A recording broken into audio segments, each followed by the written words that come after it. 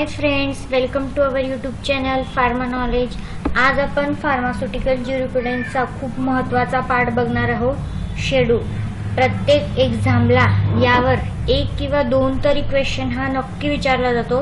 त्यामुळे तुम्ही हा व्हिडिओ नक्की आणि पूर्ण बघा की ज्यामुळे तुमचे जे शेड्यूल आहे ते सगळे कंप्लीट कव्हर होतील आणि तुम्हाला नंतर दुसरं बघायची गरज पडणार नाही. फक्त हा व्हिडिओ बघा, तुमचे सगळे जे शेड्यूलची रिव्हिजन पण होऊन जाईल. ओके, तर आपण बघूया schedule to the act. Schedule to the ऍक्टचे दोन शेड्यूल आहे आणि शेड्यूल टू द रूल म्हणजे जे रूल आहे त्याचे वेगळे शेड्यूल आहेत. ओके, यामध्ये स्टुडंट जास्त कन्फ्युज होतात. तर शेड्यूल टू द ऍक्ट काय? फर्स्ट शेड्यूल काय?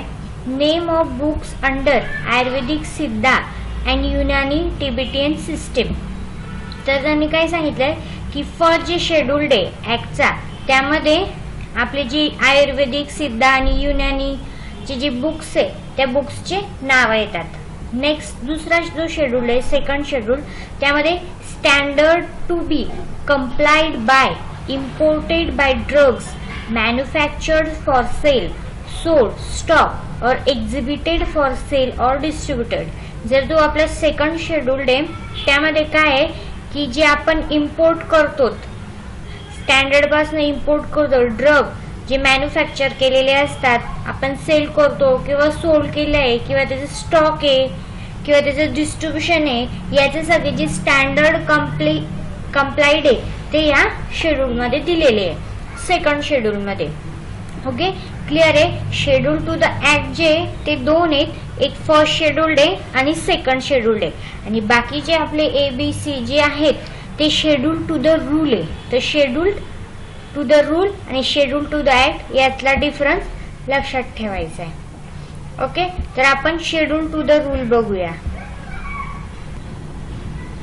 तर फार्मास्युटिकल ज्युरिस्प्रुडन्सचा drug and cosmetics.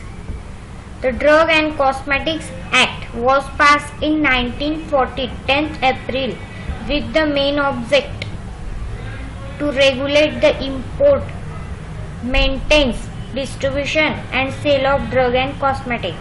The Drug and Cosmetic Act rule काय आहे?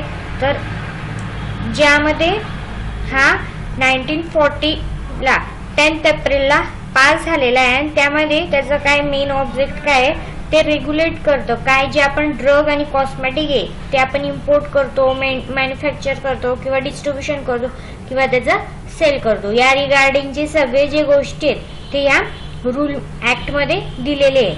आणि शेड्यूल टू द रूल्स बघूया आपण. शेड्यूल टू द ऍक्ट बघितले दोन, हे शेड्यूल टू द रूल्स बघूया. आणि शेड्यूल टू द रूल्स जे ते 1945 मध्ये पास झाले. ओके, तर आपण बघूया schedule to the rules. First scheduled आहे scheduled A. List of forms used making application for issuing license, granting license, sending and memorandums. तर ए फॉर्म मध्ये काय येतं, ऍप्लिकेशन्स करतात. म्हणजे त्याच्यामध्ये लिस्ट आहे, त्या लिस्ट मध्ये काय आहे की ऍप्लिकेशन्स करायचे असतात. कशासाठी? आपण जे लायसन रिन्यू करतो किंवा लायसन इश्यू करतो, ग्रँट करतो, काही डॉक्युमेंट सेंडिंग करतो, त्याची ऍप्लिकेशनची लिस्ट ह्या शेड्यूल मध्ये दिली. शेड्यूल बी मध्ये काय फॉर्म वगैरे घेतला गेला, त्यानंतर फीज येते. Fees for test analysis by the central drug laboratory और गव्हर्नमेंट अनालिस्ट. आपण गव्हर्नमेंट अनालिस्ट किंवा सेंट्रल ड्रग लॅबोरेटरीचे अनालिसिस करा त्यासाठी जी लागलेली फीज आहे ती बी मध्ये येते. ऍप्लिकेशन झालं नंतर आपण फीज दिली. नंतर शेड्यूल सी. शेड्यूल सी मध्ये काय येतं की बायोलॉजिकल आणि स्पेशल प्रोडक्ट येतात. नंतर आहे शेड्यूल C1, त्यामध्ये अदर स्पेशल प्रोडक्ट येतात. यामध्ये import, manufacture and sale of schedule C and C1 drugs govern by the special supervision. Okay, C and C1. नंतर नेक्स्ट आहे D. List of drug exempted from the provisions of import drug. याच्यात exemption आहे कोणत्या ड्रगचे, जे import करतो आपण drug from the provisions of import ड्रगचे. डी मध्ये. ओके, शेड्यूल डी मध्ये provisions of import drugs. Next आहे शेड्यूल ई मध्ये काय आहे? Schedule E1 list of poison substance under the Ayurvedic including सिद्धा युनानी सिस्टीम ऑफ मेडिसिन. तर ई मध्ये काय आहे? E1 मध्ये काय आहे की जे आपले पॉइझन्स ड्रग्स आहे कोणतेही जे आयुर्वेदिक आहे युनानी सिस्टीम ऑफ मेडिसिन मध्ये येतात त्या पॉइझन ड्रग्सची लिस्ट ह्या शेड्यूल ई मध्ये दिलेली आहे. नंतर आहे शेड्यूल F अँड F1. यामध्ये काय आहे? Provision applicable to the production, testing, storage, packaging and labelling of biological and special product. तर यामध्ये प्रोव्हिजन दिलंय कोणत्या गोष्टीसाठी? जे प्रोडक्शन होतं, टेस्टिंग होतं, स्टोरेज होतं, पॅकिंग होतं आणि लेबलिंग होतं. जे बायोलॉजिकल प्रोडक्ट आणि स्पेशल प्रोडक्ट. बायोलॉजिकल आणि स्पेशल प्रोडक्ट कुठे? शेड्यूल सी मध्ये. ह्या शेड्यूल मध्ये जे ड्रग आहेत त्यांचं प्रोव्हिजनची लिस्ट आहे ती F अँड F1 मध्ये शेड्यूल मध्ये. नेक्स्ट आहे F2 standard for surgical dressing. यामध्ये F2 शेड्यूल मध्ये काय आहे? जी सर्जिकल ड्रेसिंग आहे त्याचं स्टँडर्ड आहे. F3 standard for sterilised umbilical tips. जे F3 त्यामध्ये अम्बेलिकल स्टेप्सचे जे आहे ते स्टँडर्ड आहे. नंतर डबल एफ मध्ये काय? Standard for ophthalmic preparation. Ophthalmic preparation म्हणजे आपले आय रिगार्डिंग जे असतात प्रिपरेशन त्याचं स्टँडर्ड्स हे डबल एफ मध्ये. आता 1 डबल एफ म्हणजे 2. आईज किती आहे? 2. मग ऑप्थॅल्मिक प्रिपरेशन 2 असं हे लक्षात ठेवा. नेक्स्ट आहे list of the substance that are required to be used only under medical supervision and which are to be label accordingly. ह्या जी शेड्यूल मध्ये अशा सबस्टन्सची लिस्ट आहे की ज्यामध्ये that are required to be use only under medical supervision. जे medical supervision मध्ये असतात त्याच सबस्टन्सची लिस्ट ही शेड्यूल जी मध्ये. ओके. नेक्स्ट बघूया आपण शेड्यूल एच. तर शेड्यूल एच तर सगळ्यांनाच माहित असेल आणि तो खूप महत्वाचा शेड्यूल आहे. शेड्यूल एच पासून बघूया आपण. ओके. तर शेड्यूल एच काय दिलंय त्यांनी? List of prescription drugs. जे प्रिस्क्राइब ड्रग्स आहे विदाऊट आपण प्रिस्क्रिप्शन देऊ शकत नाही, जसे जे सेडेटिव्ह वगैरे असतात झोपेच्या गोळ्या वगैरे त्या प्रकारचे शेड्यूल एच मध्ये असतात आणि जे विदाऊट प्रिस्क्रिप्शन देऊ शकत नाही त्या ड्रग्सची लिस्ट एच शेड्यूल मध्ये. नंतर जे disease or alignments which a drug may not purport to prevent or cure. म्हणजे कोणते disease or alignments which a drug may not purport to prevent or cure म्हणजे आपण जज करू शकत नाही की हे डिसीजला हे क्युअरच करतील अशा ड्रगची लिस्ट जे शेड्यूल मध्ये. नेक्स्ट आहे schedule K. Drugs exempted from certain provision relating to manufacture of the drugs. यामध्ये ड्रग्सचं एक्झम्पशन दिलेलं आहे जे स्पेसिफिक प्रोव्हिजन्स असतात ड्रग मॅन्युफॅक्चर करण्यासाठी त्याचे एक्झम्पशनचे ड्रग्स जे आहेत ते के शेड्यूल मध्ये. नेक्स्ट आहे M for GMP. GMP requirements of factory premises plant and equipments. म्हणजे जे फॅक्टरी प्रिमायसेस आहे ज्यामध्ये जे रिक्वायरमेंट लागतात प्लांटला किंवा इक्विपमेंट्स त्याची लिस्ट जी आहे ती या शेड्यूल एम मध्ये येते. M1 requirements of factory premises for manufacture of homeopathic preparation.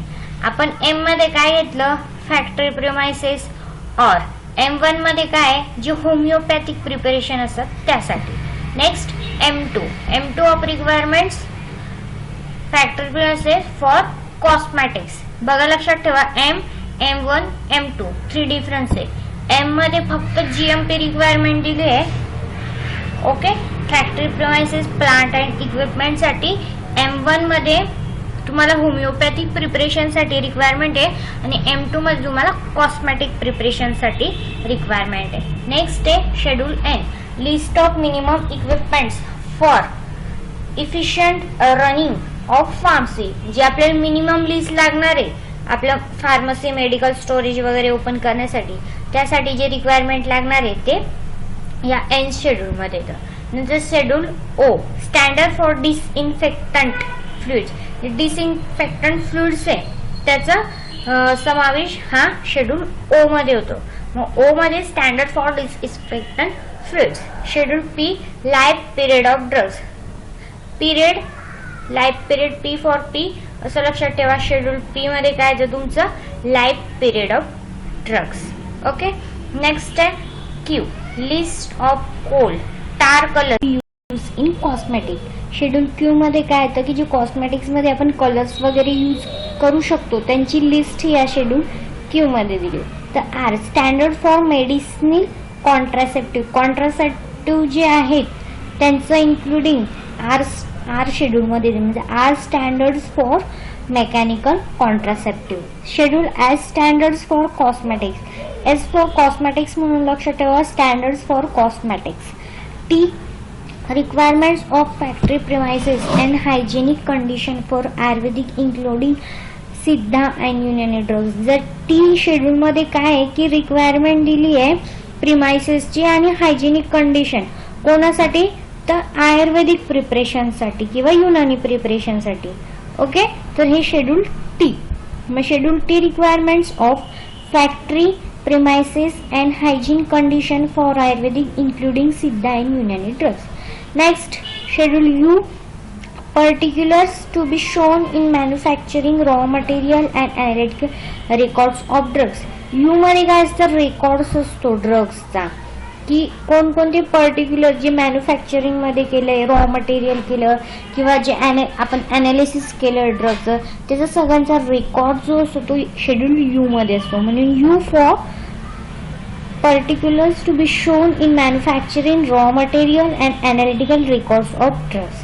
Next, U च्या नंतर U1, particulars to be shown manufactured raw material and analytical records of cosmetics. यामध्ये काय आहे, कॉस्मेटिक्स आहे. U1 मध्ये आपण कशासाठी पाहिलं, U1 मध्ये आपण कॉस्मेटिक्सचे रेकॉर्ड्स आहे आणि U मध्ये जे आपले नॉर्मल रेकॉर्ड्स आहे म्हणजे ड्रग्सचे रेकॉर्ड्स आहेत. U1 मध्ये कॉस्मेटिक्स आहे. नंतर V for standards for patent और प्रॉप्रिटरी मेडिसिन्स. यामध्ये पेटंट आणि जे प्रॉप्रिटरी मेडिसिन्स आहे त्याचं इन्क्लूड हे शेड्यूल V मध्ये दिलेलं आहे. ओके. नेक्स्ट बघूया.